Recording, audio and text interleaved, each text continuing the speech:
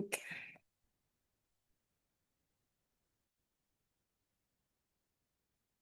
இப்போ எபிரேயர் 12வது அதிகாரம் 5லிருந்து 11. எபிரேயர் 12, 5லிருந்து 11 வாசிக்கலாம். அன்றியும் என் மகனே, கர்த்தருடைய சிட்சையை அற்பமாக எண்ணாதே. அவரால் கடிந்து கொள்ளப்படும் போது சோர்ந்து போகாதே. கர்த்தர் எவனிடத்தில் அன்பு கூறுகிறாரோ அவனை அவர் சிட்சித்து தாம் சேர்த்து கொள்ளுகிற இந்த மகனையும் தண்டிக்கிறார் என்று பிள்ளைகளுக்கு சொல்கிறது போல உங்களுக்கு சொல்லியிருக்கிற புத்திமதியை மறந்தீர்கள். நீங்கள் சிட்சையை சகிக்கிறவர்களாய் இருந்தால் தேவன் உங்களை புத்திரராக எண்ணி நடத்துகிறார். தகப்பன் சிட்சையாத புத்திரன் உண்டோ? எல்லாருக்கும் கிடைக்கும் சிட்சை உங்களுக்கு கிடையாதிருந்தால் நீங்கள் புத்திரராய் இல்லாமல் வேசி பிள்ளைகளாய் இருப்பீர்களே. அன்றியும் நம்முடைய சரீரத்தின் தகப்பன்மார்கள் நம்மை சிட்சிக்கும் போது அவர்களுக்கு நாம் அஞ்சி நடந்திருக்க நாம் பிழைக்கத்தக்க ஆவிகளின் பிதாவுக்கு வெகு அதிகமாய் அடங்கி நடக்க வேண்டுமல்லவா? அவர்கள் தங்களுக்கு நலம் என்று தோன்றினபடி கொஞ்ச காலம் சிட்சித்தார்கள். இவரோ தம்முடைய பரிசுத்தத்துக்கு நாம் பங்குள்ளவர்களாகும் பொருட்டு நம்முடைய பிரயோஜனத்துக்காகவே நம்மை சிட்சிக்கிறார். எந்த சிட்சையும் தற்காலத்தில் சந்தோஷமாய் காணாமல் துக்கமாய் காணும். ஆகிலும் பிற்காலத்தில் அதில் பழகினவர்களுக்கு அது நீதியாகிய சமாதான பலனை தரும். இந்த போர்ஷனை பார்க்க போறோம். இப்போ எபிரேயர் புத்தகத்துல தீம் நம்மளுக்கு தெரியும். இயேசு கிறிஸ்து மேலானவர். ஆகையால் விசுவாசத்துக்குள்ள இருக்கிறவங்க தைரியமா இருங்க. அவிசுவாசத்துக்குள்ள போயிடாதீங்க. நீங்க கள்ள உபதேசங்களையும் மற்ற போதனைகளையும் கேட்டு வழி தப்பி போயிடாதீங்க. இதுதான் எபிரேய ஆசிரியர் எழுதிட்டு வரும்போது 10வது அதிகாரம் வரைக்கும் இயேசு கிறிஸ்து எப்படிப்பட்டவர், எப்படி வந்தார் அப்படின்னு காமிச்சிட்டு பழைய ஏற்பாட்டின் காலத்துல வாழ்ந்த பரிசுத்தவான்கள், அதாவது யூதர்களின் பிதாக்கள் எப்படி நடந்து கொண்டாங்க அப்படின்னா, நியாயப்பிரமாணத்தின் கிரியைகளினால அவங்க தேவனுக்கு முன்பாக நற்சாட்சி பெறல, தேவனை விசுவாசிச்சதுனால அவங்க நற்சாட்சி பெற்றாங்க அப்படின்னு சொல்லி விளக்கம் கொடுத்துட்டு இப்ப சொல்றாரு, இத்தனை திரளான சாட்சிகள் உங்களை சூழ்ந்து இருக்க உங்களுடைய பாரம், உங்களை நெருக்குகிற பாரம், அதாவது யூதர்களுக்கு அது நியாயப்பிரமாண கிரியைகள், நீங்க பேக் அந்த உங்களுடைய ஓல்டு இதுக்கு நீங்க போகணும், அதையும் செய்யணும் அப்படின்னு சொல்லி வருகிற பாரங்கள், அப்புறம் இயேசு கிறிஸ்து விட்டு விலக்குகிற பாவங்கள், இதெல்லாம் நீங்க பார்க்காதீங்க. விசுவாசத்தை துவக்குகிறவரும் முடிக்கிறவருமாக இயேசுவை நோக்கி பொறுமையோட ஓடக்கடவும். பொறுமையோட உட்கார்ந்து இருக்கிறது இல்ல, கிறிஸ்தவ வாழ்க்கை ஒரு ஓட்டம் அப்படிங்கிறத அவர் சொன்னதை நம்ம லாஸ்ட் இதுல நம்ம பார்த்தோம். அப்ப நம்மளுக்கு எப்பெல்லாம் சோர்வு வருதோ எபிரேயர் 12வது அதிகாரம் 3வது வசனத்தை பார்க்கணும் அப்படின்னு சொல்லி பார்த்தோம். நீங்கள் இளைப்புள்ளவர்களாய் உங்கள் ஆத்துமாக்களில் சோர்ந்து போகாதபடிக்கு தமக்கு விரோதமாய் பாவிகளால் செய்யப்பட்ட விதமான விபரீதங்களை சகித்த அவரையே நினைத்துக் கொள்ளுங்கள். அப்போ உங்களுக்கு இப்போ உபத்திரவங்கள் இருக்குது, போராட்டங்கள் இருக்குது அப்படின்னு யூதர்களுக்கு ஆசிரியர் ஒரு உற்சாகப்படுத்துற மாதிரி சொல்றாரு. அப்போ அது நம்மளுடைய வாழ்க்கையில நம்மளுக்கும் கூட இந்த டைம்ல பொருந்தும். அப்போ நம்ம நிறைய ஒரு கஷ்டமான சிச்சுவேஷன்ல போகும்போது கிறிஸ்துவையே நினைத்து கொள்ள வேண்டும் அப்படிங்கிறது. ஏன்னா அவர் பாவத்திற்கு விரோதமாய் போராடுகிறதில் ரத்தம் சிந்தினார். நம்ம ரத்தம் சிந்துற அளவுக்கு இன்னும் உபத்திரவங்கள் நமக்கு வரல அப்படிங்கிறத அவர் சொல்றார். இப்போ இதெல்லாம் எதை குறிக்குது அப்படின்னு சொல்லி ஆசிரியர் சொல்றார். 5வது வசனத்துல இருந்து 11வது வசனத்துல இதெல்லாம் அவருடைய சிட்சையை காண்பிக்கிறது. அப்போ நம்ம ஏற்கனவே பார்த்த மாதிரி கிறிஸ்தவர்களுக்கு ஆக்கினை தீர்ப்பு கிடையாது. அதாவது இயேசு கிறிஸ்துவை விசுவாசிக்கிறவர்களுக்கு ஆக்கினை தீர்ப்பு கிடையாது. நம்ம எல்லாருக்குமே நியாய தீர்ப்பு கிடையாது அப்படின்னு சொல்லும்போது அது எதை குறிக்கிறது அப்படின்னா ஆக்கினை தீர்ப்பு கிடையாது. ஏன்னா தேவன் அந்த ஆக்கினையை ஏற்றுக்கொண்டார். இயேசு கிறிஸ்து மரணம் அப்படிங்கிற ஆக்கினையை ஏற்றுக்கொண்டார். அதனால நமக்கு மரண தண்டனை கிடையாது. அப்ப இந்த இடத்துல சிட்சை அப்படின்னு சொல்லும்போது நம்ம அதை காட் பனிஷ் பண்றாங்க என்ன அப்படின்னு சொல்லாம அவர் என்னை டிசிப்ளின் பண்றாரு. அப்ப கிறிஸ்தவ வாழ்க்கையில நம்ம இந்த உலகத்துல இயேசு கிறிஸ்துவை விசுவாசித்து நம்ம வாழும்போது நமக்கு நடக்கிற காரியங்கள், ஒரு கஷ்டமான உபத்திரவத்துக்குள்ள நம்ம போறோம் அப்படின்னு சொன்னா கர்த்தர் நம்ம டிசிப்ளின் பண்றாங்க, நம்மளை ஒரு நேர் வழியில நடத்துகிறதற்கு ஒரு காரியத்தை எனக்கு அனுமதிக்கிறாங்க அப்படிங்கிறதுதான் கிறிஸ்தவர்கள் புரிந்து கொள்ளணும். யூதர்களுக்கு அவர் அப்படி சொல்றாரு, நீங்க இப்ப நிறைய உபத்திரவத்துல போறீங்க, இயேசு கிறிஸ்து விசுவாசிக்கிறதுனால நிறைய உபத்திரவத்துக்குள்ள போறீங்க. அது எதை காண்பிக்கிறது அப்படின்னா அவர் உங்களை தண்டிக்கல, அவர் உங்களை சிட்சிக்கிறார். இப்ப தண்டனைக்கும் சிட்சைக்கும் வித்தியாசம் இருக்கிறது. தேவன் யாரை தண்டிக்கிறார் அப்படின்னா தம்மை விரோதிக்கிறவர்களை தண்டிக்கிறார். அவருடைய பிள்ளைகளை அவர் சிட்சிக்கிறார். அப்ப தண்டனைக்கும் சிட்சைக்கும் வித்தியாசம் இருக்கிறது. அதே போல தேவன் தண்டிக்கிறார் அப்படின்னு சொல்லும்போது அது நித்தியமானது. ஆக்கினை தீர்ப்பு அப்படிங்கிறது நித்தியமானது. அப்போ இயேசு கிறிஸ்துவை விசுவாசியாதவர்கள், தேவனுடைய வார்த்தையை ஏற்றுக்கொள்ளாதவர்கள், தேவனுடைய வார்த்தைக்கு கீழ்ப்படியாதவர்கள் அப்படின்னு சொல்லும்போது இயேசு கிறிஸ்து அனுப்பின மேசியாவை விசுவாசியாதவர்கள் தான் கீழ்ப்படியாதவர்கள். அவர்களுக்கு தண்டனை உண்டு. என்ன தண்டனை?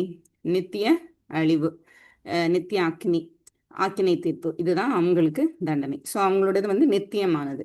அப்போ நம்மளோடது என்ன? சிட்சிக்கப்படுகிறோம். நம்ம தண்டிக்கப்படலை, நம்ம சிட்சிக்கப்படுகிறோம். நம்ம வந்து டிசிப்ளின் பண்ணப்படுறோம். அப்போ அது வந்து என்ன, எதை குறிக்குது அப்படின்னா, அது ஒரு கொஞ்சம் இருக்கு, நம்ம திருந்தும்படியா வந்து நம்மளை டிசிப்ளின் பண்ணுறாரு. அடுத்தது வந்து நம்மளுடைய இந்த மாதிரி டிசிப்ளின் பண்ணும்போது நம்மளுக்கு கிடைக்கிறது ஒரு நன்மை. ஒரு நன்மை கிடைக்குது, அது பின்னாடி நம்ம என்னன்னு பார்ப்போம். ஆனால் அவர்களுக்கு வந்து அது இயேசு கிறிஸ்துவை விசுவாசியாதவர்களுக்கு தண்டிக்கப்படும் போது அவர்களுக்கு கிடைக்கிற பலன் என்ன அப்படின்னா அக்கினி, நரகம். அதுதான். அப்போ நம்மளுக்கு கிடைக்கிற பலன் வந்து நித்திய ஜீவன். அவங்களுக்கு தேவனை விரோதிக்கிறவர்களுக்கு அவங்க தண்டிக்கப்படும் போது, தேவனால் தண்டிக்கப்படும் போது அவங்களுக்கு கிடைக்கிறது வந்து நரகம். அப்போ தேவனிடத்துலேருந்து ஒரு பிரிவு, நித்தியமான ஒரு பிரிவு. அப்போ தேவன் வந்து கோபப்படுறாரு அப்படின்னு சொன்னால் அவருடைய கோபாக்கினை அவரை விரோதிக்கிறவர்களுக்கு. அப்போ நமக்கு தேவனுடைய கோபாக்கினை கிடையாது. இப்போ வேதத்தில் நம்ம எங்கே வாசித்தாலும் கோபாக்கினை நமக்கு கிடையாதுங்கிறத புரிந்து கொள்ளணும். ஏன்னா கோபாக்கினையை இயேசு கிறிஸ்து ஏற்றுக்கொண்டார். அதை எபிரேய ஆசிரியர் முன்னாடி நிறைய வந்து விளக்கி கொடுத்துட்டார். இப்போ விளக்கி கொடுத்துட்டதுனால இந்த இடத்துல அவங்க சிக்ஷை அப்படின்னு சொல்லும்போது வாசிக்கிறவங்க புரிந்து கொள்வாங்க. நம்மளுக்கும் வந்து அந்த புரிதல் இருக்கணும். அப்போ என் மகனே, கர்த்தருடைய சிக்ஷையை அற்பமாக எண்ணாதே, அவரால் கடிந்து கொள்ளப்படும் போது சோர்ந்து போகாதே. இந்த இடத்துல நம்ம 5வது வசனத்துல இருந்து நம்ம பார்க்கும்போது ரெண்டு காரியங்களா குரூப் பண்ணி சொல்லித்தராங்க வியாக்கியானம் பண்றவங்க. அதை எப்படி சொல்றாங்க அப்படின்னு சொன்னா, 5வது வசனத்துல 2 காரியம் இருக்கிறது, 6லிருந்து 8ல 2 காரியம் இருக்கிறது, அப்புறம் 9, 10ல 2 காரியம் இருக்குது. இப்போ 3 பிரிவா வந்து பிரிக்கிறோம். ஒன்று வந்து சிக்ஷிக்கப்படும் போது நம்ம என்ன பண்ணப்படுகிறோம் அப்படின்னு சொன்னால் கரெக்ட் பண்ணப்படுறோம். அப்போ காட் வந்து டிசிப்ளின்ஸ் ஆஸ் எதுக்கு அப்படின்னு சொன்னால் ஃபார் கரெக்ஷன். இப்போ எல்லா நேரமுமே வந்து நான் பாவம் செய்கிறேன் அதுக்காக சிக்ஷிக்கப்படுகிறேன் அப்படிங்கிறது இல்லை. 3 காரியங்களை விளக்குறாங்க. எப்படின்னா ஃபர்ஸ்ட் வந்து கரெக்ஷன், 2வது வந்து ப்ரிவென்ஷன், ஏதோ ஒரு தவறுல இருந்து இல்லை தேவனுக்கு விரோதமான காரியத்திலேருந்து நம்ம தடுக்கப்படுகிறதற்கும் நம்ம வந்து சிக்ஷிக்கப்படுகிறோம். 3வது வந்து எஜுகேஷன். ஸோ 3 காரியம் வந்து நம்ம பார்க்க போகிறோம். Correction, prevention, education. இந்த 3ம் நடைபெறுவதற்கு, நம்மளுடைய வாழ்க்கையில் நடைபெறுவதற்கு நம்மை தேவன் சிக்ஷிக்கிறார். அப்போ கரெக்ஷன் அப்படிங்கிறப்ப நம்மளுக்கு தெரியும், பாவம் செய்யும்போது நம்மளுக்கு ஒரு சிக்ஷை வருகிறது, தேவன் நம்மளுக்கு உணர்த்துகிறார், அதுலேருந்து நம்ம வந்து கரெக்ட் பண்ணப்படுறோம். 2வது வந்து ப்ரிவென்ஷன் அப்படின்னு சொல்லும்போது பாவம் செய்யாமல் இருப்பதற்காக நம்ம வந்து சிக்ஷிக்கப்படுகிறோம் முன்னதாகவே. அதுக்கப்புறம் 3வது வந்து எஜுகேஷன், ஏதோ ஒன்றை கற்றுக்கொள்வதற்கு தேவன் நமக்கு ஒரு பாடத்தை கற்றுக் கொடுக்கிறார். அப்போ அதை புரிந்து கொள்வதற்கு நம்ம சிக்ஷிக்கப்படுகிறோம். இப்போ ஃபார் எக்ஸாம்பிள் வந்து கரெக்ஷன் அப்படின்னு சொல்லி எடுத்துட்டோம் அப்படின்னா 2 தீமோத்தேயு 3வது அதிகாரம் 17வது வசனத்துல பார்க்கிறோம், வேத வாக்கியங்கள் எல்லாம் உபதேசத்துக்கும் கடிந்து கொள்ளுதலுக்கும் சீர்திருத்துதலுக்கும் நீதியை படிப்புதலுக்கும் பிரயோஜனம் உள்ளதாய் இருக்கிறது. அப்ப வேத வாக்கியங்கள் ஒவ்வொன்றும் வந்து நம்மை சீர்திருத்துகிறது. நம்ம ஒரு சிக்ஷைக்குள்ளாக கடந்து போகும்போது, ஒரு உபத்திரவத்துக்குள்ளாக கடந்து போகும்போது நம்ம முதல்ல செய்ய வேண்டியது என்ன அப்படின்னா தேவனுடைய வார்த்தையை தான் நம்ம வந்து நோக்கி பார்க்கணும். உபத்திரவங்களுக்குள்ள போகும்போது தேவனிடத்துல நம்ம பிரிந்து போகக்கூடாது, தேவனை இன்னும் அண்டிக் கொள்ளணும் அப்படின்னு சொல்லும்போது தேவனுடைய வார்த்தைக்கு நேரம் நம்ம கடந்து செல்லணும். இப்போ ஃபார் எக்ஸாம்பிள் 5வது வசனம் வந்து எங்க இருக்குது வேதத்துல, யாருக்காவது தெரியுமா? என் மகனே, கர்த்தருடைய சிக்ஷையை அற்பமாக எண்ணாதே, அவரால் கடிந்து கொள்ளப்படும் போது சோர்ந்து போகாதே. இது வேதத்துல எங்க இருக்கு? நீதிமொழிகள் 3வது அதிகாரம் 11, 12 இருக்கு. அப்போ ஆசிரியர் வந்து என்ன சொல்றாரு அப்படின்னா, இது வரைக்கும் நம்ம எபிரேயர் புத்தகத்துல பார்க்கும்போது எல்லாமே அவர் வந்து பழைய ஏற்பாட்டிலேருந்து அநேக வசனங்களை நம்ம லாஸ்ட் இது முடிக்கும் போது பார்க்கலாம், எத்தனை வசனங்களை எங்கெங்க இருந்து வந்து ஆசிரியர் எடுத்திருக்கிறாரு. நம்மளே வந்து ஃபுல்லாக பார்க்கல, அத்தனை வசனங்களை வந்து ஆசிரியர் வேதத்திலேருந்து தான் எடுத்து விளக்குகிறார். அப்போ இது வந்து நீதிமொழிகள் 3வது அதிகாரம் 11, 12வது வசனம். என் மகனே, நீ கர்த்தருடைய சிட்சையை அற்பமாக எண்ணாதே, அவர் கடிந்து கொள்ளும்போது சோர்ந்து போகாதே. தகப்பன் தான் நேசிக்கிற புத்திரனை சிட்சிக்கிறது போல கர்த்தரும் எவனிடத்தில் அன்பு கூறுகிறாரோ அவனை சிட்சிக்கிறார். அப்ப இந்த இடத்துலயும் அவர் என்ன பண்றாரு அப்படின்னு சொன்னா வேத வார்த்தையை வச்சு விளக்குறார். எப்படி ஆசிரியர் எல்லா இடத்துலையும் வேத வார்த்தையை வச்சு தான் விளக்குகிறார். அப்ப நம்ம ஒரு உபத்திரவத்துல போகும்போதும் ஃபர்ஸ்ட் நம்ம எதை நோக்கி பார்க்கணும் அப்படின்னா வசனத்தை நோக்கி பார்க்கணும். 1 பேதுரு 5வது அதிகாரம் 10வது வசனம். அதுல என்ன சொல்லப்பட்டிருக்குன்னா, கிறிஸ்து இயேசுவுக்குள் நம்மை நித்திய மகிமைக்கு அழைத்தவராகிய சகல கிருபையும் பொருந்தின தேவன் தாமே கொஞ்ச காலம் பாட அனுபவிக்கிற உங்களை சீர்படுத்துவார் அப்படின்னு சொல்லி. அப்போ இதுல நம்ம என்ன பார்க்குறோம் அப்படின்னா, இந்த உபத்திரவம் கொஞ்ச காலம்தான். நான் கரெக்ட் பண்ணப்படுறேன், ஏதோ ஒரு பாவமோ ஏதோ ஒரு தவறு செய்து நான் கரெக்ட் பண்ணப்படுகிறேன், அது கொஞ்ச காலம் அப்படின்னு வேதம் என்ன ஊக்கப்படுத்துகிறது. அப்போ இந்த யூதர்கள் உபத்திரவத்துக்குள்ள கடந்து போகும்போதும் ஆசிரியர் என்ன சொல்ல வர்றாரு அப்படின்னா, இது உங்களுக்கு கொஞ்சம் காலம்தான், அதனால நீங்க எதை கற்றுக்கொள்ளணுமோ இல்லை எதை கரெக்ட் பண்ணணுமோ இல்லை எதை உங்கள்கிட்ட வாழ்க்கையிலேருந்து நீங்கள் ப்ரிவென்ட் பண்ணணுமோ அதை நீங்கள் செய்து கொண்டு நீங்கள் பொறுமையாக ஓடுங்க அப்படின்னு சொல்லி சொல்கிறார். அப்போது கரெக்ஷன் அப்படின்னு சொல்லி சொல்லும்போது, இப்போ ஃபார் எக்ஸாம்பிள் நம்மளுக்கு வேதத்தில் யோனா தீர்க்கதரிசியை நம்மளுக்கு தெரியும். அவர் என்ன பண்ணுறாருன்னா, தேவனுடைய வார்த்தைக்கு தேவன் ஒரு இடத்துக்கு போக சொல்கிறாரு, இவர் மாற்றி வேற ஒரு இடத்துக்கு போகிறாரு, ஆனால் தேவன் விடலை. அவர் அங்கே பாடுகள் அப்படின்னு சொல்லி பார்க்கும்போது அவர் அந்த கடல்ல கொந்தளிப்புல அலைக்கழிக்கப்படுகிறாரு. அதுக்கப்புறம் கடல்ல தூக்கி எறியப்படுகிறாரு. அப்புறம் மீனின் வயிற்றுக்குள்ள இருந்து அவர் தேவனை நோக்கி தான் கூப்பிடுகிறார்.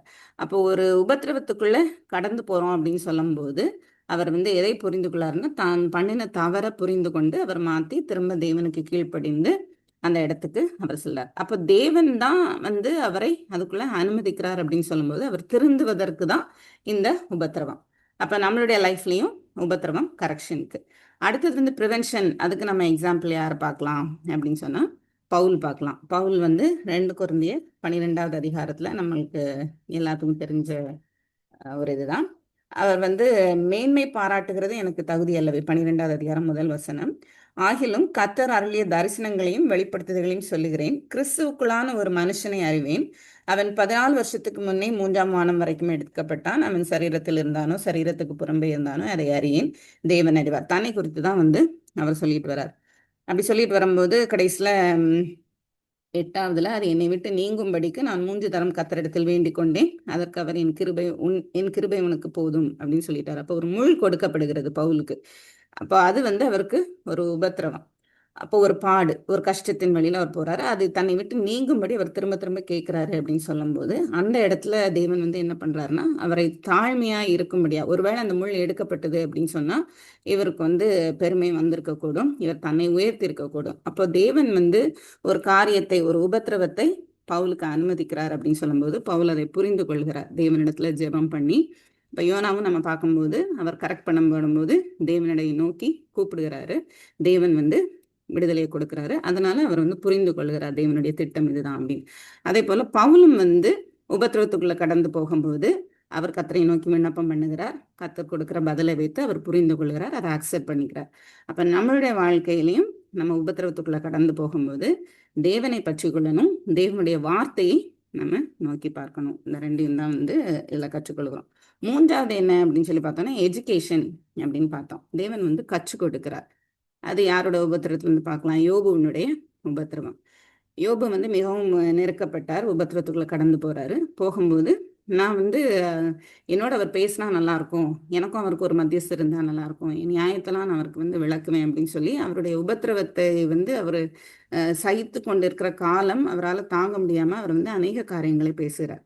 அப்ப தேவன் அவரோடு கூட இடைப்படுகிறத நம்ம பார்க்கிறோம்.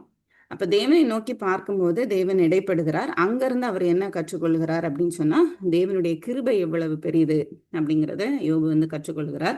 நான் இந்த உபத்திரவத்துக்குள்ளாக கடந்து போகும்போது தேவன் எப்படிப்பட்டவர்ங்கிறதை அறிந்து கொள்ளுகிறேன், நான் எப்படிப்பட்டவன்கிறத அறிந்து கொள்கிறேன் அப்படிங்கிறத யோபு அங்க காண்பிக்கிறார். அப்பதான் கடைசி அதிகாரத்துல அவர் தன்னுடைய சிநேகிதர்களுக்காக அவர் வேண்டுதல் செய்கிறார். அப்ப நம்ம கற்றுக்கொள்கிறது என்ன அப்படின்னு சொன்னா, இந்த உபத்திரவங்களின் வழியா நான் ஒரு உபத்திரவத்துக்குள்ள போகும்போது நான் செய்த பாவத்துக்கு தண்டனை அப்படிங்கிறது முதல் பாயிண்ட் பார்த்தோம். 2வது பாவத்துக்குள்ள போகாதபடிக்கு தேவனுக்கு விரோதமான காரியத்துக்குள்ள போகாதபடிக்கும் நம்ம சிக்ஷிக்கப்படுகிறோம். மூன்றாவது, நம்ம வந்து எதையோ கற்றுக்கொள்ளுகிறதற்கு அப்படின்னு சொல்லி பார்க்கும்போது, நிறைய உபத்திரவங்கள்ல போகும்போது நம்ம வந்து தேவனுடைய வல்லமையை புரிந்து கொள்வோம், தேவன் எப்படி அன்பானவர்னு புரிந்து கொள்வோம், நம்முடைய விசுவாசம் எப்படிப்பட்டது, நம்ம இன்னும் எப்படி வந்து அவருக்குள்ள வளருது, இது எல்லாமே வந்து உபத்திரவங்களுக்குள்ள போகும்போது கர்த்தரோடு கூட இருந்தோம்னா நம்ம அதை கற்றுக்கொள்வோம். இதை ஏன் கற்றுக்கொள்ளுகிறோம் அப்படின்னு சொன்னா, இதே போல இன்னொருத்தர் ஒரு சூழ்நிலைகளை கடந்து போவார்களானால் அதை நம்ம வந்து அவர்களுக்கு தேவன் எப்படிப்பட்டவருங்கிறத நம்ம அவங்களுக்கு சொல்லி அவங்கள ஸ்ட்ரென்தன் பண்ணுறதுக்கு தான் அந்த மூன்றாவது பாயிண்ட், எஜுகேஷன், சிக்ஷை வந்து நம்மளை எதுக்கு எஜுகேட் பண்ணுது அப்படின்னா, நம்ம கற்றுக்கொண்டு மற்றவர்களுக்கு அதை வந்து நம்ம சொல்லலாம் அப்படின்னு. நான் நினைக்கிறேன் கொரிந்தியர்லயோ இதுலயோ வந்து இவர் வந்து சொல்வார், பவுல் வந்து சொல்வார், ஆறுதல் செய்கிறவர். நாங்கள் வந்து நிறைய கஷ்டங்களின் மத்தியில் கடந்து போகிறோம். ஏன் கடந்து போகிறோம் அப்படின்னா, எங்களுக்கு ஆறுதல் கொடுக்கிற தேவன். 2 கொரிந்தியர் 1வது அதிகாரம் 4வது வசனம் 3-4. நமது கர்த்தராகிய இயேசு கிறிஸ்துவின் பிதாவாகிய தேவனும் இரக்கங்களின் பிதாவும் சகல விதமான ஆறுதலின் தேவனுமாய் இருக்கிறவருக்கு ஸ்தோத்திரம். தேவனால் எங்களுக்கு அருளப்படுகிற ஆறுதலினாலே எந்த உபத்திரவத்தினாலாகிலும் அகப்படுகிறவர்களுக்கு நாங்கள் ஆறுதல் செய்ய திராணி உள்ளவர்களாகும்படி எங்களுக்கு வரும் சகல உபத்திரவங்களிலேயும் அவரே எங்களுக்கு ஆறுதல் செய்கிறவர். அப்ப பவுல் இதுல கற்றுக்கொள்கிறது என்ன அப்படின்னா, அநேக உபத்திரவங்களின் மத்தியில கடந்து போகும்போது தேவன் எங்களுக்கு ஆறுதல் செய்கிறார். ஏன் அப்படின்னு சொன்னா, அவர் ஆறுதல் செய்கிறவர் அப்படிங்கிறத அவர் புரிந்து கொள்கிறார். ஏன் அவர் ரீசன் சொல்றாரு அப்படின்னா, தேவனால் எங்களுக்கு அருளப்படுகிற ஆறுதலினாலே அவங்களுக்கு ஆறுதல் கிடைக்குது. எந்த உபத்திரவத்தினாலாகிலும் அகப்படுகிறவர்களுக்கு, ஸோ அதே மாதிரி உபத்திரவங்கள்ல கடந்து போகிறவர்களுக்கு நாங்கள் ஆறுதல் செய்ய திராணி உள்ளவர்களாகும்படி. அப்போ நம்மளுக்கு வந்து தேவன் ஒரு காரியத்தை சிக்ஷிக்கப்படும் போது கற்றுக் கொடுப்பார். ஆனால் அது எதற்கு அப்படின்னு சொன்னா, மற்றவர்களுக்கு அதே ஒரு இதுல போறவங்களுக்கு நம்ம கற்றுக் கொடுப்பதற்கு வந்து தேவன் நம்மை சிக்ஷிக்கிறார். அப்போ 3 காரியங்கள் வந்து நம்ம பார்த்தோம். முதல்ல வந்து தேவன் நம்மளை வந்து கரெக்ட் பண்றாரு. ஸோ எல்லா சிக்ஷையுமே வந்து பாவத்தின் தண்டனை அப்படின்னு நம்ம எடுத்துக்கொள்ள முடியாது. தண்டனை அப்படிங்கிறது வந்து நீங்க சிக்ஷையை குறித்து நான் சொல்றேன். அப்போ எல்லா சிக்ஷையுமே இல்லை, எல்லா உபத்திரமுமே, எனக்கு நான் கடந்து போற எல்லா கஷ்டங்களுமே நான் செய்த ஏதோ ஒரு பாவத்தினாலதான் அப்படின்னு நிறைய கிறிஸ்தவர்களுக்குள்ள ஒரு நம்பிக்கை உண்டு. ஆனா அது அப்படி இல்லை. ஒரு சில வேளையில தேவன் வந்து நம்மை திருத்துவதற்காக நம்ம ஏதோ ஒரு தவறு செய்திருக்கலாம், அதை நம்ம அனலைஸ் பண்ணி பார்க்கலாம். இல்லை அப்படின்னு சொன்னா முன்னமே வந்து அவரை நம்மளை பாதுகாத்துக் கொள்வார், அதுக்குள்ள விழுந்து போகாதபடிக்கு, அந்த பாவத்துல விழுந்து போகாதபடிக்கு சில எச்சரிக்கை வந்து அவருடைய வார்த்தையின் மூலமா நம்மளுக்கு கிடைக்கும். மூன்றாவது வந்து நம்ம கற்றுக்கொள்கிறோம். இப்போ முதல் 5வது வசனத்துல நம்ம பார்க்கிறோம், கர்த்தருடைய சிக்ஷையை அற்பமாக எண்ணாதே, அவரால் கடிந்து கொள்ளப்படும் போது சோர்ந்து போகாதே. இதுல 2 பாயிண்ட் பார்க்க போறோம்னு சொன்னேன். 5வது வசனத்துல 2 பாயிண்ட் என்ன அப்படின்னு சொன்னா, 2 எக்ஸ்ட்ரீம். எப்பவுமே நம்மளோட வாழ்க்கையில எல்லா விஷயத்துலையுமே வந்து ஒரு பேலன்ஸ் இருக்கணும்.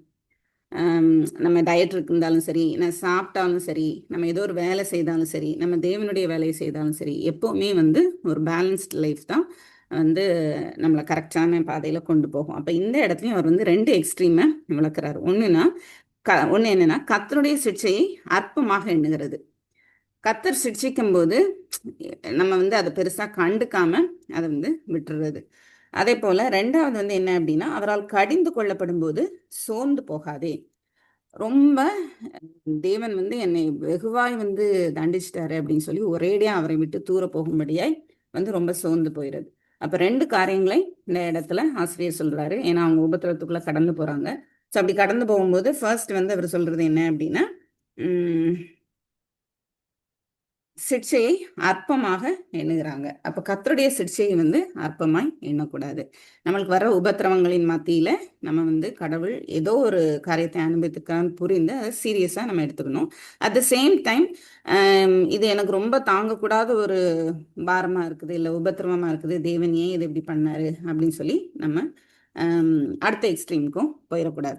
அதை புரிந்து கொண்டு அவருடைய சமூகத்திலே இருந்து அவருடைய வார்த்தையை பற்றி கொண்டு நம்ம கடந்து போகணும். அதை தான் வந்து இங்கே ஆசிரியர் சொல்றார். 2வது வந்து என்ன பார்க்குறோம் அப்படின்னு சொன்னா, ஸோ ஃபர்ஸ்ட் நம்ம பார்த்தோம் 2 எக்ஸ்ட்ரீம், அது வந்து நம்மளுக்கு இருக்கக்கூடாது. பேலன்ஸ்டாக நம்ம இருக்கணும். 6லேருந்து 8வது வசனத்துல நம்ம என்ன பார்க்குறோம் அப்படின்னு சொன்னா, கர்த்தர் எவனிடத்தில் அன்பு கூறுகிறாரோ அவனை அவர் சிட்சித்து அப்படின்னு சொல்லி சொல்லப்பட்டிருக்கு. அப்போ இங்க நம்ம 2 காரியங்கள் பார்க்க போறோம். என்ன 2 காரியம் அப்படின்னா, 2 ப்ரூஃப். தேவன் வந்து ஒரு சிக்ஷையை நம்மளுக்கு கொடுக்கும்போது அவர் ரெண்டு காரியத்தை நிரூபிக்கிறார். ஒன்று என்ன அப்படின்னா, அவர் நம்மிடத்தில் அன்பு கூறுகிறார் அப்படிங்கிறத வந்து அவர் நிரூபிக்கிறார். அப்போ கர்த்தர் எவனிடத்தில் அன்பு கூறுகிறாரோ அவனை தான் அவர் சிக்ஷிக்கிறார். தாம் சேர்த்து கொள்ளுகிற எந்த மகனையும் தண்டிக்கிறார் என்று பிள்ளைகளுக்கு சொல்லுகிறது போல உங்களுக்கு சொல்லுகிறேன். நீங்கள் சிக்ஷையை சகிக்கிறவர்களாயிருந்தால் தேவன் உங்களை புத்திரராக எண்ணி நடத்துகிறார். அப்புறம் எல்லாருக்கும் கிடைக்கும் சிக்ஷை உங்களுக்கு கிடையாதிருந்தால் நீங்கள் புத்திரராயிராமல் வேசி பிள்ளைகளாய் இருப்பீர்கள். அப்ப எல்லாருக்கும் கிடைக்கிற ஒரு சிக்ஷை தான் வந்து நம்மளுக்கும் கிடைக்கிறது. தேவன் ஏதோ எனக்கு மட்டும்தான் இந்த கஷ்டத்தை அனுமதிக்கிறாரு அப்படிங்கிறது இல்லை. அவருடைய பிள்ளைகளுக்கு இந்த சிக்ஷைக்குள்ளாக கடந்து போகும்போது ஏதோ ஒரு நன்மை இருக்கிறது. ஸோ அந்த நன்மையை வந்து காண்பிக்கும்படியாக தான் தேவன் இந்த காரியத்தை அனுப்புகிறார். அப்ப ரெண்டு ப்ரூஃப் இல்லை. ஃபர்ஸ்ட் வந்து என்ன பார்க்குறோம் அப்படின்னா, தேவனுடைய அன்பு, அவருடைய அன்பு வந்து அவருடைய சிக்ஷையின் மூலமா விளங்குகிறது. ரெண்டாவது ப்ரூஃப் என்ன அப்படின்னா, நம்ம அவருடைய பிள்ளைகள். ஏன்னா சிக்ஷிக்கப்படாதவர்கள் யாரு அப்படின்னு சொல்லப்பட்டிருக்கு அப்படின்னா, வேசி பிள்ளைகளா இருப்பார்கள் அப்படின்னு சொல்லும்போது, தேவனுடைய பிள்ளைகள் அல்லாதவர்கள் அதுதான் வேசி பிள்ளைகள் அப்படின்னு சொல்லி நம்ம பார்க்குறோம். ஏன்னா நம்ம பழைய ஏற்பாட்டில் அநேக இடங்கள்ல நம்ம பார்க்குறோம். நீங்க வந்து என்னை சேவிக்காம விக்கிரக ஆராதனையை நீங்க சேவிக்கிறீங்க அப்படின்னு சொன்னா நீங்க விபச்சாரக்காரர், நீங்க வேசிக்கள்ளர், இந்த மாதிரி எல்லாம் வந்து தேவன் சொல்லுகிறத நம்ம பார்க்கிறோம். அப்ப அவரை சார்ந்து இல்லாம, அவரை நம்ம வந்து சேவிக்காம இந்த உலகத்தின் காரியங்களுக்கு போவோமானா நம்ம வேசி பிள்ளைகள்.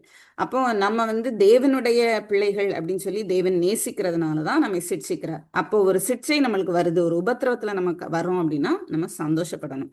ஏன் அப்படின்னா, அவர் என் மேல அன்பா இருக்கிறார், அவர் என்னை வந்து பிள்ளையா வந்து அவர் நினைக்கிறார். எய்தர் வந்து அது பாவத்துக்கு ஒரு தண்டனையா இருக்கலாம், இல்லை என்னை என்ன பாவத்தில் விழுந்து போகாதபடி என்னை வந்து ப்ரொடெக்ட் பண்ணுறதுக்காக இருக்கலாம், இல்லை எனக்கு ஏதோ ஒன்று கற்றுக் கொடுக்கறதா இருக்கலாம்.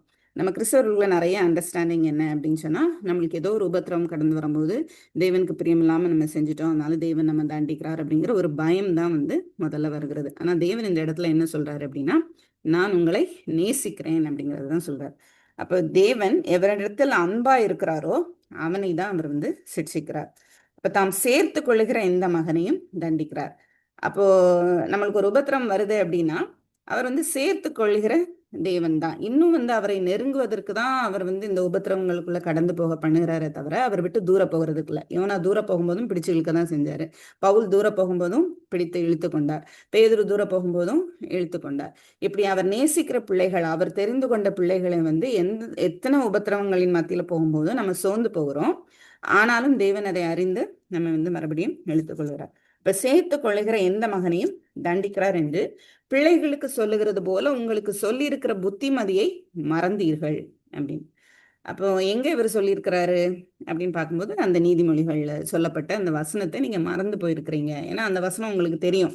யூதர்களுக்கு வந்து நீதிமொழிகள்ல சொல்லப்பட்ட அந்த வார்த்தைகள், தேவனுடைய வார்த்தை தெரியும். அப்ப அந்த புத்திமதியை நீங்க வந்து என்ன பண்ணிட்டீங்க அப்படின்னா மறந்தீர்கள். அப்போ உபத்திரவத்தின் மத்தியில கடந்து போகும்போது ஒரு விசுவாசிக்கு வரக்கூடிய ஒரு காரியம் என்ன அப்படின்னு சொன்னா, தேவனுடைய வார்த்தையை மறந்து போயிடுறோம், தேவனுடைய புத்திமதியை நம்ம மறந்து போயிடுறோம். அப்ப தேவன் நம்மை சிட்சிக்கும் போது நம்ம செய்ய வேண்டியது என்ன அப்படின்னா, புத்தியை மதியை மறந்து போகக்கூடாது, அதை வந்து பற்றிக்கொள்ள வேண்டும். எரேமியா 31வது அதிகாரம் 3வது வசனம். எரேமியா 31:3. பூர்வ காலம் முதல் கர்த்தர் எனக்கு தரிசனையானார் என்பாய். ஆம், அநாதி சிநேகத்தால் உன்னை சிநேகித்தேன், ஆதலால் காரணியத்தால் உன்னை எழுத்துக் கொள்கிறேன். இது அந்த சேர்த்துக் கொள்ளுகிற அந்த வார்த்தைக்கு எடுத்துக்கொண்ட வசனம். எரேமியா 31:3. அதே போல புலம்பல் 3வது அதிகாரம் 31லிருந்து 33. ஆண்டவர் என்றென்றைக்கும் கைவிட மாட்டார், அவர் சஞ்சலப்படுத்தினாலும் தமது மிகுந்த கிருபையின்படி இறங்குவார், அவர் மனப்பூர்வமாய் மனுபுத்திரரை சிறுமையாக்கி சஞ்சலப்படுத்துகிறதில்லை அப்படிங்கிறத நம்ம பார்க்கிறோம். அப்ப ஆண்டவர் வந்து தம்முடைய பிள்ளைகளை சிட்சிப்பதனால அவர் கைவிடுகிற தேவன் அல்ல அப்படின்னு சொல்லி நம்ம பார்க்கிறோம். அதே போல வந்து தேவன் நம்மை வந்து பிள்ளைகளாய் பார்க்கிறார். அப்ப பிள்ளைகளை வந்து தகப்பன் எப்படி நடத்துகிறாருங்கிறதுக்கு அதே நீதிமொழிகள்ல இருந்து ஒரு சில வசனங்கள் கொடுத்திருக்கிறாங்க, நம்ம அதை பார்க்கலாம். நீதிமொழிகள் 19:18. நம்பிக்கை இருக்கு மட்டும் உன் மகனை சிட்சை செய், ஆனாலும் அவனை கொல்ல உன் ஆத்துமாவை எழும்ப ஒட்டாதே.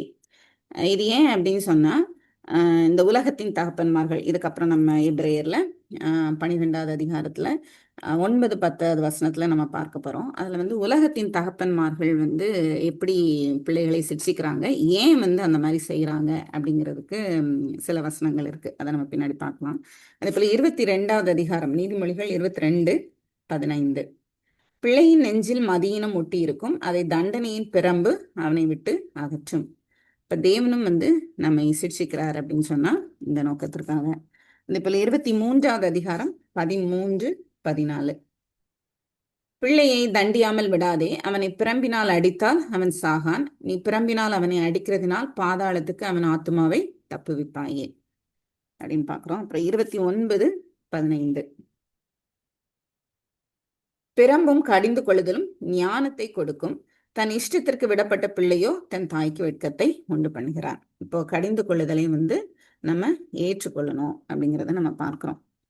ஸோ இப்போ வந்து 6லேருந்து 8 வந்து நம்ம 2 காரியங்கள் பார்த்தோம். ஒன்று வந்து என்ன பார்த்தோம் அப்படின்னு சொன்னால், தேவன் அன்பாக இருக்கிறார். 2வது வந்து நம்ம அவருடைய பிள்ளைகள், நம்ம கொடுக்கப்பட்ட புத்திமதியை, அதாவது தேவனுடைய வார்த்தையை உபத்திரவத்தின் மத்தியில் போகும்போது மறந்து போகக்கூடாது அப்படின்னு பார்க்குறோம். அதுக்கப்புறம் 9, 10வது வசனம், நம்முடைய சரீரத்தின் தகப்பன்மார்கள் நம்மை சிக்ஷிக்கும் போது அவர்களுக்கு நாம் அஞ்சி நடந்திருக்க, நாம் பிழைக்கத்தக்கதாக ஆவிகளின் பிதாவுக்கு வெகு அதிகமாய் அடங்கி நடக்க வேண்டும் அல்லவா அப்படின்னு பார்க்குறோம். அப்போ நம்முடைய சரீரத்தின் தகப்பன்மார்கள், இந்த உலகத்தில் இருக்கிற தகப்பன்மார்கள் வந்து நம்மை சிக்ஷிக்கிறாங்க. அப்போ இதை வந்து யூதர்களுக்கு எப்படி அவங்களுக்கு விளங்கும் அப்படின்னா, உபாகமம் 21வது அதிகாரம் அவங்களுக்கு கொடுக்கப்பட்ட கட்டளை. உபாகமம் 21வது அதிகாரம் 18லிருந்து 21,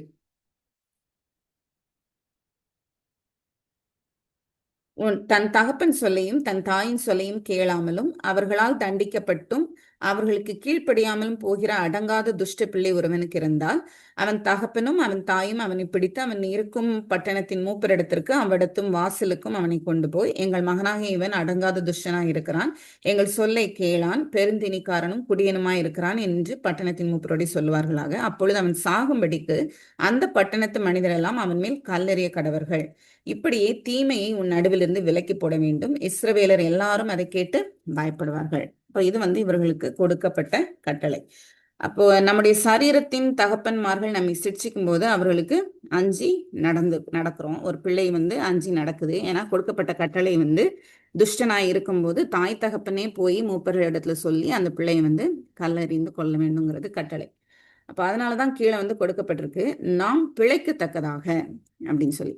அப்போ இந்த உலகத்தின் தகப்பன்மார்கள் சிக்ஷிக்கும் போது பிள்ளைகளை வந்து தண்டிக்கிறதற்கு, மரணத்துக்கு நேராய் தண்டிக்கும்படியாக கொண்டு போகும் வரைக்கும் அவங்களுக்கு தேவனுடைய அனுமதி வந்து கொடுக்கப்பட்டிருக்கிறது. ஒரு பிள்ளை துஷ்டனாய் இருப்பான் அப்படின்னு சொன்னா நீங்க கல்லறிந்து கொள்ள வேண்டும் அப்படின்னு சொல்லி சொல்லும்போது அவங்களுக்கு வந்து அது வரைக்கும் அனுமதி கொடுக்கப்பட்டிருக்கிறது. ஆனா தேவன் நம்மளை சிக்ஷிக்கிறார். சிக்ஷிக்கும் போது நம்ம ஏற்கனவே பார்த்தோம், நம்மளுக்கு மரண தண்டனை கிடையாது. அப்போ தேவன் சிக்ஷிக்கிறது எதற்காக அப்படின்னா நாம் பிழைக்கத்தக்கதாக. அப்போ இந்த 9, 10ல் வந்து நம்ம 2 காரியம் வந்து பார்க்குறோம். என்னது அப்படின்னு சொன்னால், 2 நன்மைகள், சிக்ஷையினால நமக்கு கிடைக்கிற நன்மைகள். ஒன்று வந்து நமக்கு ஜீவன் கிடைத்திருக்கிறது. நம்ம சிக்ஷிக்கப்படுகிறோம் அப்படின்னு சொல்லும்போது நமக்கு ஜீவன் கிடைக்குது. இந்த உலகத்தின் தகப்பன்மார்கள் போல வந்து நம்மளுடைய லைஃப் மரணத்துக்கு நேராக வந்து கொண்டு செல்லப்படலை, தண்டிக்கப்படலை. நம்ம வந்து பிழைத்திருக்கிறோம்.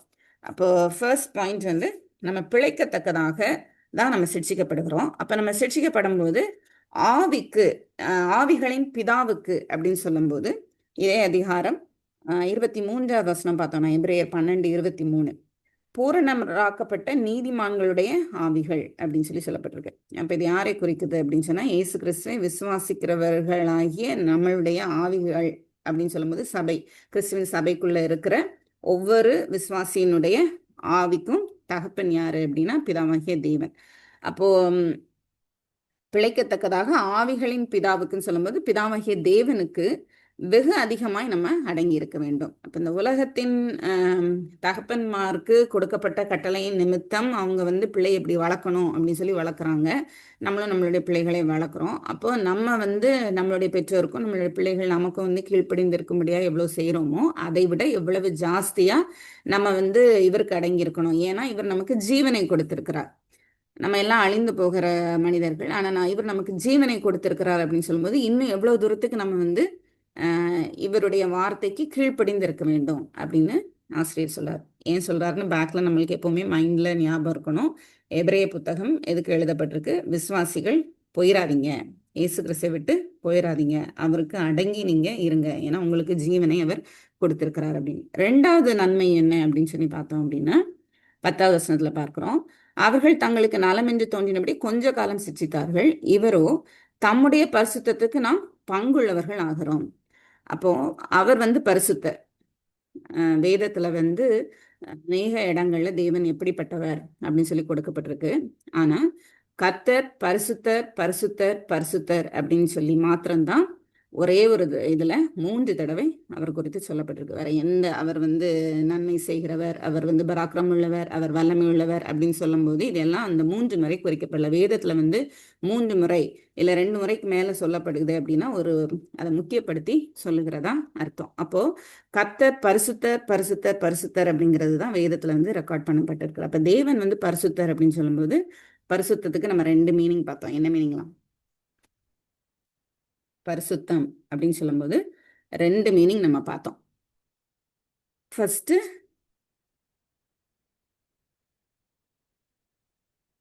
பிரைமரி அண்ட் செகண்டரி மீனிங் 2 பார்த்தோம். ஞாபகம் இருக்காது? இல்ல, பிரித்தெடுத்தலாம். பிரித்தெடுக்கப்படுறது. ரெண்டாவது பியூரா இருக்கிறது. அப்ப பிரித்து எடுக்கப்படுகிறது அப்படின்னு சொல்லும்போது தேவன் பரிசுத்தர். எப்படி அவர் பிரித்து எடுக்கப்பட்டிருக்கிறாரு அப்படின்னு பார்க்கும்போது அவர் பிரித்து எடுக்கப்படுகிறது இல்லை, அவர் தனித்தன்மையுடையவர். அவரை வேற யாருக்கும் எதற்குடையும் ஒப்புமைப்படுத்த முடியாது. அப்ப நம்மையும் தேவன் என்ன பண்றாருன்னா பிரித்து எடுக்கிறார் அப்படின்னு சொல்லும்போது யூனிக்கா நம்ம இருக்கணும் அப்படின்னு, அவரை போல நம்ம இருக்க வேண்டும் அப்படின்னு சொல்லி அவர் நம்மை பிரித்து எடுக்கிறார். அதனால்தான் நம்ம பரிசுத்தவான்கள் என்று அழைக்கப்படுவோம் கிறிஸ்துவுக்குள்ளாக. அப்போ நம்ம பரிசுத்தராக வேண்டும், அவருடைய பரிசுத்தத்துக்கு நம்ம பங்குள்ளவர்கள் ஆக வேண்டும் அப்படின்னு தான் நம்ம சிட்சிக்கப்படுகிறோம் அப்படின்னு சொல்லும்போது கொஞ்ச காலம் நம்ம சிட்சிக்கப்படுகிறோம். இந்த உலகத்தின் தகப்பன்மார்கள் கொஞ்ச காலம் சிட்சிக்கிறாங்க, அவங்களோட ஆயுள் காலமே கொஞ்சம். ஆனா நம்ம நித்திய நித்தியமாய் அவரோடு இருப்பதற்காக நம்மளுடைய லைஃப் லாங் என்னைக்கு நம்ம கிறிஸ்தவ வாழ்க்கைக்குள்ள வர்றோமோ அன்னைக்கு நம்மளுக்கு உபத்திரவங்கள் உண்டுதான். நம்ம பாடு அனுபவிக்கும் போது அவருடைய வீட்டாரா இருப்போம் அப்படின்னு சொல்லி வசனம் சொல்லுகிறது. அப்ப நம்ம பாடு அனுபவிக்கும்படியாய் நம்ம இந்த இதுக்குள்ள வரோம். அப்ப கிறிஸ்தவ வாழ்க்கைக்குள்ள வரும்போது பாடுகள் வரும் அப்படிங்கிறத நம்ம அறிந்திருக்க வேண்டும். பாடுகள் வரும்போது நம்ம அப்ப சோர்ந்தே போகக்கூடாது. ஏன்னா நம்ம கடவுளுடைய பிள்ளைகளுக்கு உபத்திரவங்கள் உண்டு, கண்டிப்பா பாடுகள் உண்டு அப்படின்னு நம்ம தெரிந்திருக்கும் போது இன்னும் எவ்வளவு தூரம் அவரை பற்றியிருக்க வேண்டும். ஏன்னா அவர் தமது பரிசுத்தத்திற்கு, அதுல எப்படி கொடுத்திருக்குன்னா தம்முடைய பரிசுத்தத்திற்கு நாம் பங்குள்ளவர்களாகும்படி பொருட்டு நம்முடைய பிரயோஜனத்திற்காகவே நம்மை சிருஷ்டிக்கிறார். அப்ப நமக்கு கிடைக்கிற நன்மை என்ன அப்படின்னு சொன்னா அவருடைய பரிசுத்தத்திற்கு நாம் பங்குள்ளவர்கள். அப்போ அவர் நம்மை மாசில்லாதவர்களாக, பரிசுத்தம் உள்ளவர்களாக, குற்றமற்றவர்களாக அவருடைய நாள்ல நம்மை நிறுத்துவார் அப்படின்னு சொல்லி சொல்லும்போது கிறிஸ்துவுக்குள்ளாக தான் நம்ம அப்படிப்பட்ட பரிசுத்தத்துக்குள்ளாக செல்ல முடியும். அப்போ இந்த உலகத்துல இருக்கும்போது நம்ம செய்யற எல்லா பாவங்களுக்கும் தண்டனை உண்டு, சிக்ஷை உண்டு. நம்ம படிப்பிக்கப்படுகிறோம், அநேக காரியங்கள் நம்ம கற்றுக்கொள்ளுகிறோம்.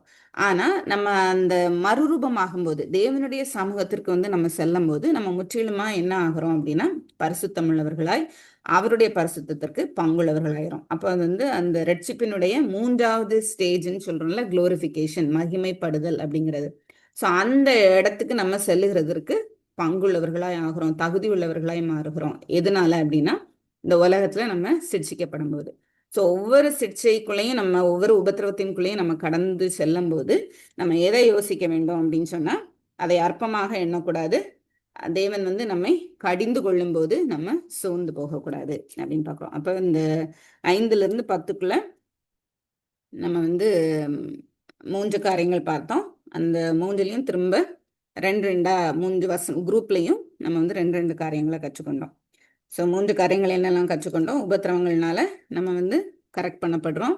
அதுக்கப்புறம் பாவத்துக்குள்ள விழாதபடிக்கு நம்ம தடுக்கப்படுகிறோம். 3வது நம்ம சில காரியங்களை அவரை குறித்தும் நம்மை குறித்தும் நம்ம கற்றுக்கொள்கிறோம். அதுக்கப்புறம் 5வது வசனத்துல நம்ம 2 காரியங்கள் பார்த்தோம். சிக்ஷை 2 எக்ஸ்ட்ரீம்ல எடுத்துக்கிற குரூப் இருக்கிறாங்க. 2 எக்ஸ்ட்ரீம் போகக்கூடாது, நம்ம பேலன்ஸ்டா இருக்கணும். சோர்ந்து போகக்கூடாது கடிந்து கொள்ளப்படும் போது, அதே மாதிரி அற்பமா எண்ணக்கூடாது அப்படின்னு பார்த்தோம். 6, 7, 8ல நம்ம என்ன பார்க்குறோம் அப்படின்னா 2 ப்ரூஃப் நம்ம பார்த்தோம். நம்ம சிக்ஷிக்கப்படும் போது தேவன் 2 காரியங்களை நமக்கு நிரூபிக்கிறார். ஒன்று என்ன அப்படின்னா, அவர் நம்ம மேல அன்பா இருக்கிறாரு அப்படின்னு. இன்னொன்று என்ன அப்படின்னா, நம்ம அவருடைய பிள்ளைகள் அப்படிங்கிறத அவர் காண்பிக்கிறார். அப்போ நம்ம அந்த உபத்திரவத்தின் மத்தியில போகும்போது நம்ம எந்த தேவனுடைய வார்த்தையும் மறந்து போகக்கூடாது, அவரை இன்னும் பற்றிக்கொள்ள வேண்டும் அப்படின்னு பார்த்தோம். அதுக்கப்புறம் 9, 10 வசனத்துல நம்ம வந்து 2 காரியங்கள் அகைன் வந்து நம்ம பார்க்கிறோம். 2 நன்மைகள். என்ன நன்மைகள் அப்படின்னா, ஃபர்ஸ்ட் வந்து நம்ம பார்க்கிறோம், தேவன் வந்து நம்மை பிழைக்கத்தக்கதாக வந்து சிக்ஷைக்குள்ளாக கடந்து போக பண்ணுகிறார். அப்போ நம்மளுக்கு மரணம் கிடையாது, நித்திய ஜீவன் உண்டு அப்படின்னு பார்த்தோம். 2வது நன்மை வந்து என்ன அப்படின்னா, அவருடைய பரிசுத்தத்திற்கு நாம் பங்குள்ளவர்களாகும்படி. அப்படிங்கிறப்போ இந்த உலகம் அழியும் போது நம்ம மறுரூபமாக்கப்பட்டு அவருடைய பரிசுத்தத்துக்குள்ள நம்ம செல்லுகிறோம்.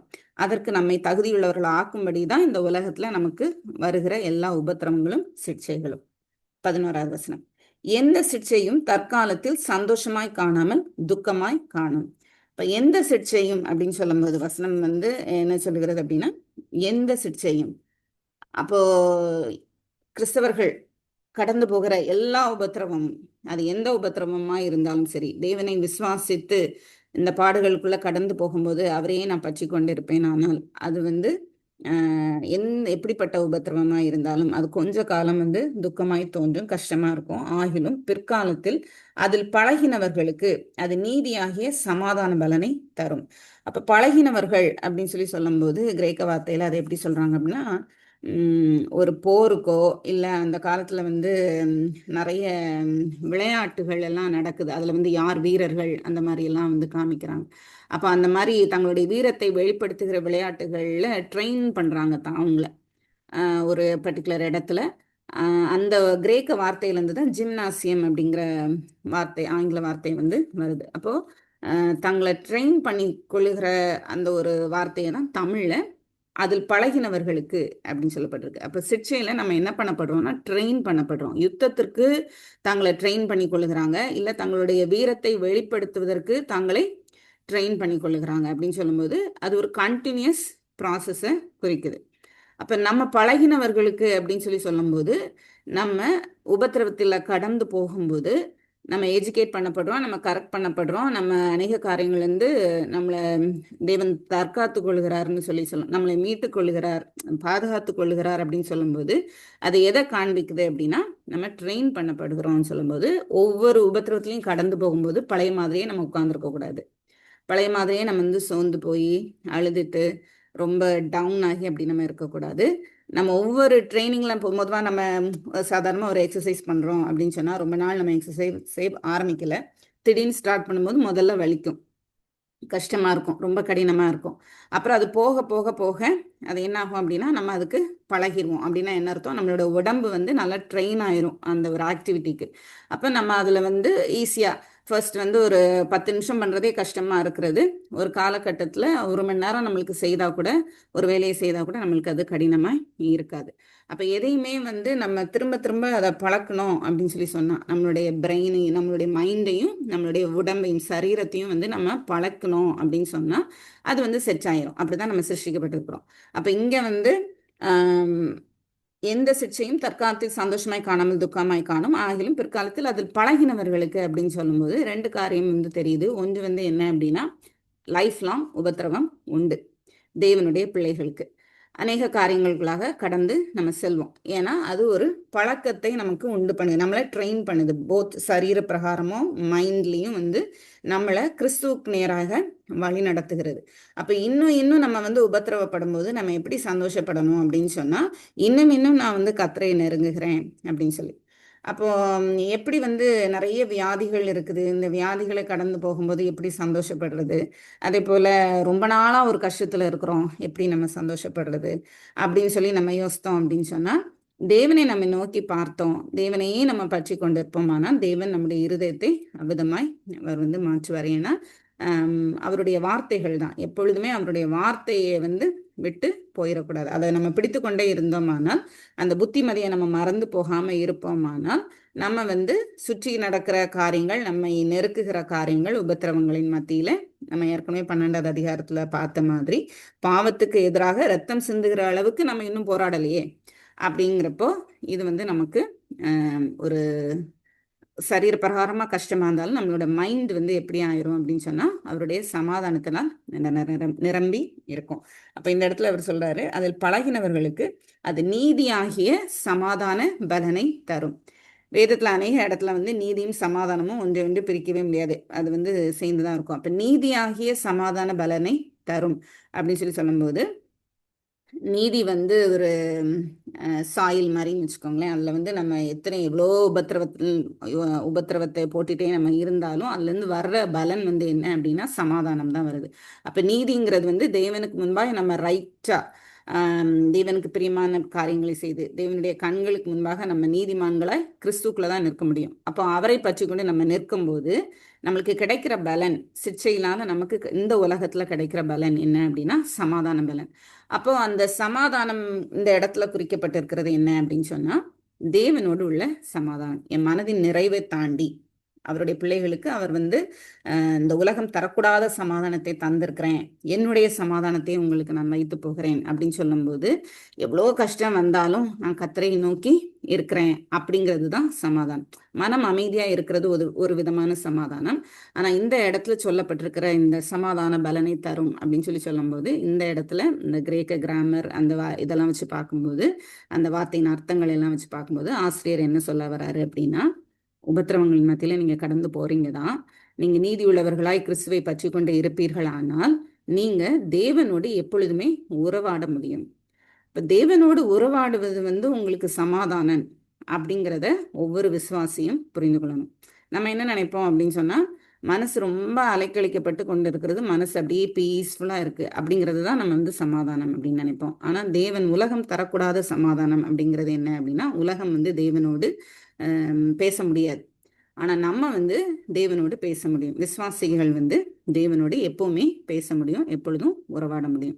அப்ப அதுதான் வந்து சமாதானம். அதுதான் சிக்ஷிக்கப்படும் போது அவருடைய பிள்ளைகளுக்கு கிடைக்கிற ஒரு பலன் அப்படின்னு சொல்லி ஆசிரியர் சொல்றாரு. அதனால நீங்க உபத்திரவத்தின் மத்தியில போகும்போது தேவனை விட்டுறாதீங்க. தேவன் உங்களுக்கு அந்த சமாதானத்தை கொடுத்திருக்கிறார். ஸோ கிறிஸ்துவை பற்றி கொண்டீங்கன்னா தேவனோடு நீங்க உறவாடி கொண்டிருக்கலாம் அப்படின்னு சொல்லி. இப்ப வந்து சிக்ஷை அப்படிங்கிறதுக்கு ஒரு சில எக்ஸாம்பிள் பார்க்கலாம். எண்ணாகமம் 14வது இது வரைக்கும் ஓகே தானே? இப்போ வசனம் ஓரளவுக்கு நம்ம முடிச்சிட்டோம். ஜஸ்ட் வந்து எக்ஸாம்பிள் பார்க்க போறோம். சரியா? எண்ணாகமம் 14வது அதிகாரம் 21 23. எண்ணாகமம் 14, 21 23. பூமி எல்லாம் கர்த்தருடைய மகிமையால் நிறைந்திருக்கும் என்று என்னுடைய ஜீவனை கொண்டு சொல்லுகிறேன். என் மகிமையையும் நான் எகிப்திலும் வனாந்திரத்திலும் செய்த என் அடையாளங்களையும் கண்டிருந்தும் என் சத்தத்துக்கு செவி கொடாமல் இதனோட 10 முறை என்னை பரீட்சை பார்த்த மனிதரில் ஒருவரும் அவர்கள் பிதாக்களுக்கு நான் ஆணையிட்டு கொடுத்த தேசத்தை காண மாட்டார்கள். எனக்கு கோபம் உண்டாக்கினவர்களில் ஒருவரும் அதை காண மாட்டார்கள். அப்போ இந்த இடத்துல நம்ம பார்க்கிறோம், இப்போ நம்ம பழைய ஏற்பாட்டின் காலத்துல பார்க்கும்போது இஸ்ரவேல் அப்படிங்கிறது ஒரு தனிப்பட்ட மனிதன் இல்லாம ஒரு தேவனுடைய ஒரு தெரிந்து கொள்ளப்பட்ட ஒரு ஜனக்கூட்டம் அப்படின்னு சொல்லப்படுகிறது.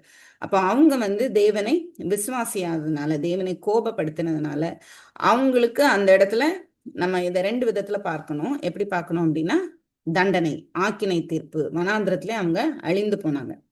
ஆனா சிக்ஷிக்கப்படுகிறாங்கன்னு பாக்குறோம். எப்படி சிக்ஷிக்கப்படுகிறாங்கன்னா, அதுலயும் ஒரு சிலர் இருந்தாங்க கர்த்தரை பற்றி கொள்ளுகிறதற்கு, யோசுவா காலை போன்றவங்க. அவங்களால திரும்ப கானான் தேசத்துக்குள்ள தேவன் இஸ்ரவேல் ஜனத்தை முழுவதுமா அழிக்காம கொண்டு போகிறார். அப்ப தேவனுடைய அன்பு அதுல வெளிப்படுகிறது. தேவனுடைய பிள்ளைகள் அப்படின்னு சொல்லி ஒரு சிலர் அங்க இருக்கிறத நம்ம பார்க்கிறோம். அப்போ தேவன் வந்து தண்டிக்கிறார், சிக்ஷிக்கிறார். 2க்கும் உள்ள வித்தியாசத்தை இந்த இதுல நம்ம பார்க்கிறோம். அதே போல நியாயாதிபதிகள் 2வது அதிகாரம் 1-2. கர்த்தருடைய தூதனானவர் கில்காலில் இருந்து போகீமுக்கு வந்து, நான் உங்களை எகிப்திலிருந்து புறப்பட பண்ணி உங்கள் பிதாக்களுக்கு ஆணையிட்ட தேசத்தில் நான் உங்களை கொண்டு வந்து விட்டு உங்களுடைய பண்ணின என் உடன்படிக்கையை நான் ஒரு காலம் முறித்து போடுவதில்லை என்றும், நீங்கள் இந்த தேசத்தின் குடிகளுடைய உடன்படிக்கை பண்ணாமல் அவர்கள் பலிபீடங்களை இடித்து விட கடவீர்கள் என்று சொன்னேன். ஆனாலும் என் சொல்லை கேளாதே போனீர்கள், ஏன் இப்படி செய்தீர்கள் அப்படின்னு சொல்லி. அப்ப தேவனுடைய வார்த்தையை வந்து கேட்டு கீழ்ப்படியாதவர்கள் வந்து என்ன பண்றாங்க அப்படின்னா தண்டிக்கப்படுகிறார்கள். இதுலயும் நம்ம என்ன பார்க்கிறோம் அப்படின்னா, இதுலயும் கூட ஒருத்தரை அவர் வந்து தெரிந்து கொண்டு அவர் மூலமா இஸ்ரவேலை ரட்சிக்கிறத நம்ம வந்து பார்க்கிறோம். அப்போ ஒவ்வொரு இடத்துலையும் தேவன் வந்து ஒரு கட்டளை கொடுக்கிறார். அந்த கட்டளைக்கு கீழ்ப்படியாதவர்கள் வந்து தேவனை விசுவாசியாதவர்கள், அவர்களுக்கு தண்டனை. அதே நேரத்துல தண்டிக்கப்படுகிற அதே கூட்டத்துக்குள்ள ஒரு சிலர் வந்து அவரை விசுவாசிக்கிறாங்க. அப்ப வேதத்துல எல்லா இடத்துலயும் நம்ம பார்க்கும்போது தேவன் முழுவதுமாய் வந்து தம்முடைய ஜனத்தை நிர்மூலமாக்கவில்லை. மேசியாவாக இயேசு கிறிஸ்து வரணுங்கிறதுக்காக அவர் ஒரு சிறு கூட்டத்தை, ஏசாயெல்லாம் வந்து அநேக இடத்துல நம்ம பார்க்கிறோம், ஒரு கொஞ்சம் மீதியை நான் எனக்கென்று வைத்திருக்கிறேன் அப்படின்னு சொல்லி. அப்போ அவர் தெரிந்து கொண்ட ஜனத்துல கீழ்ப்படியாதவர்களுக்கு தண்டனை, அவருடைய பிள்ளைகளுக்கு அதே தண்டனை சிட்சையாக இருக்கிறது அப்படிங்கிறத நம்ம பார்க்கிறோம். 2 ராஜாக்கள் 18வது அதிகாரம்,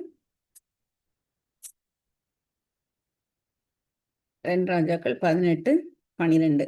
அவர்கள் தங்கள் தேவனாகிய கர்த்தருடைய சத்தத்திற்கு செவி கொடாமல் அவருடைய உடன்படிக்கையையும் கர்த்தரின் தாசனாகிய மோசே கற்பித்த யாவற்றையும் மீறி அதற்கு செவி கொடாமல் அதன்படி செய்யாமலும் போனார்கள் அப்படின்னு பார்க்கிறோம். அதுக்கு முந்தின வசனம், அசீரிய ராஜா இஸ்ரவேலை அசீரியாவுக்கு சிறைப்பிடித்து கொண்டு போய் கோசான் நதியோரமான ஆலாகிலும் ஆபோரிலும் மேதிரின் பட்டணங்களிலும் குடியேற்றினான். அப்ப அசீரியா வந்து என்ன பண்ணுது அப்படின்னா முற்றிலுமா இஸ்ரவேலை அழிச்சிட்டு, எப்படின்னா 2 ராஜ்யம் இருக்குதுல்ல, வடக்கு ராஜ்யம் தெற்கு ராஜ்யம். அப்ப அந்த வடக்கு ராஜ்யம் முழுவதுமாய் வந்து அசீரியா அழித்துட்டு, அதுக்கு ரீசன் என்ன அப்படின்னு சொன்னா, அவர்கள் தங்கள் தேவனாகிய கர்த்தருடைய சத்தத்திற்கு செவி கொடாமல் அவருடைய உடன்படிக்கையை மீறினாங்க அப்படின்னு பாக்குறோம். அப்போ இஸ்ரவேல் அப்படிங்கிற அந்த வடக்கு ராஜ்யம் முற்றிலுமாய் அழிக்கப்பட்டது அசீரியாவினால. அதே சமயத்துல கீழே இருக்கிற அந்த தெற்கு ராஜ்யமாகிய யூதா எசேக்கியாவினால ஆண்டு கொள்ளப்பட்டு வருகிறது. அப்ப அவங்களுக்கு அது ஒரு எச்சரிப்பின் செய்தி, அவங்களுக்கு அது ஒரு சிகிச்சை. ஏன்னா யூதாவில் இருக்கிற சில பட்டணங்களையும் அசீரியா ராஜா வந்து தொட்டுட்டு போயிடுறாரு, தட்டிடுறாரு. அப்போ எசேக்கியா ராஜாக்கு யூதா அப்படிங்கிற அந்த ஒரு ராஜ்யத்துக்கு வந்து அது ஒரு சிகிச்சை. அப்போ அவங்க அந்த நேரத்துல எய்தர் அவங்க கரெக்ட் பண்ணிக்கிடணும், திரும்ப அந்த தண்டனைக்குள்ள விழுந்து போகாதபடி தங்களை பாதுகாத்துக் கொள்ளணும், தேவன் என்ன செய்ய வராருங்கிறத அவங்க கற்றுக்கொள்ளணும். அதுதான் வந்து இந்த இடத்துல நம்ம பார்க்கிறோம். அதே போல எரேமியா 40வது அதிகாரம் 3வது வசனம்.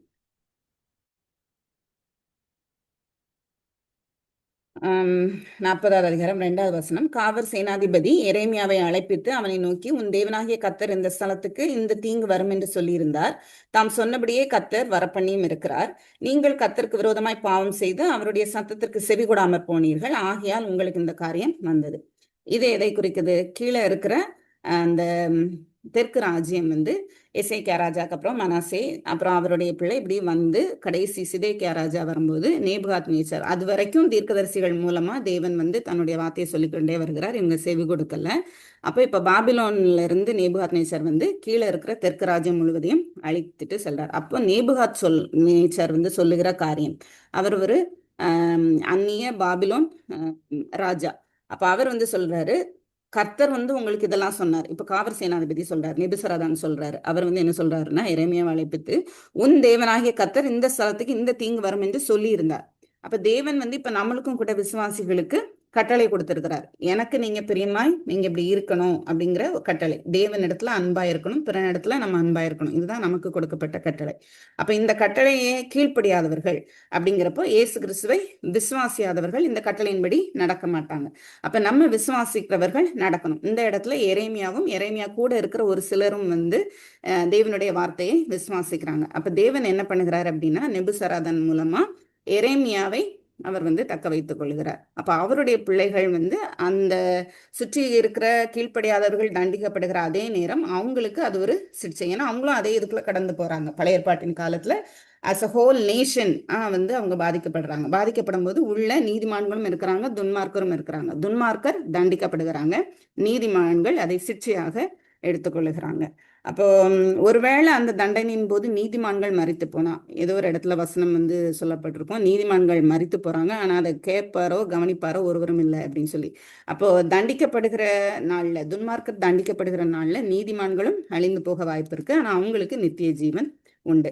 அப்ப இந்த உலகத்துல இருக்கும்போது சுற்றி இருக்கிற காரியங்கள், துன்மார்க்கர் தண்டிக்கப்படும் போது நமக்கு இப்போ எல்லா இடத்துலயும் யுத்தம் நடக்குது, நிறைய பேர் வந்து அழிந்து போறாங்கன்னா அதுல யார் துன்மார்க்கர் நீதிமான்கள் அப்படிங்கிறது நம்மளுக்கு தெரியாது. அப்ப நம்மளுடைய அண்டர்ஸ்டாண்டிங் என்ன அப்படின்னா, ஏதோ ஒரு உபத்திரவங்கள் சுத்தி வருது, தேவன் வந்து சிலரை சிக்ஷிக்கிறார், சிலரை தண்டிக்கிறார். அப்போ நம்ம வந்து அந்த நேரத்துல எதை கற்றுக்கொள்ளணும் அப்படின்னு சொன்னா, தேவனுடைய வார்த்தைக்கு நம்ம செல்லும் போது தேவன் நமக்கு எதை கற்றுக்கொள்ள அவர் ஆசைப்படுகிறாரோ பிரயாசப்படுகிறாரோ அதை வந்து நமக்கு கற்றுக் கொடுப்பார். ஸோ இதெல்லாம் வந்து எக்ஸாம்பிள்ஸ் பார்த்தோம். இது மாதிரி வேதத்தில் நிறைய இருக்கு. அதே போல் தனிப்பட்ட விதத்தில் தேவன் வந்து ஜனங்களை சிருஷ்டித்ததுல வந்து ஒரு 3 எக்ஸாம்பிள் நான் குறிச்சிருந்தேன்.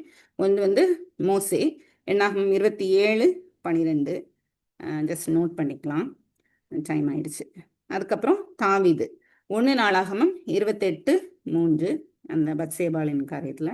அப்புறம் சாலமோன், 1 ராஜாக்கள் 11:11. இப்போ ஒவ்வொரு இடத்துலையும் வந்து தேவன் தன்னுடைய பிள்ளைகள் தவறு பண்ணும்போது அவர் சொல்லி காமிக்கிறாரு. கற்றுக் கொடுக்கணும் அப்படின்னு சொன்னாலும் சிக்ஷைக்குள்ளாக அவர் வந்து அனுமதிக்கிறார். இதுக்கெல்லாம் வந்து கடைசியில் நம்மளுக்கு கிடைக்கிற ஒரு நன்மை என்ன அப்படின்னா, அவருடைய பரிசுத்தத்துக்கு நம்ம பங்குள்ளவர்களாக ஆகிறோம். நம்ம வந்து நித்திய ஜீவனை நம்ம பெற்றுக்கிறோம். ஸோ இதுதான் இன்னைக்கு நம்ம பார்த்தது.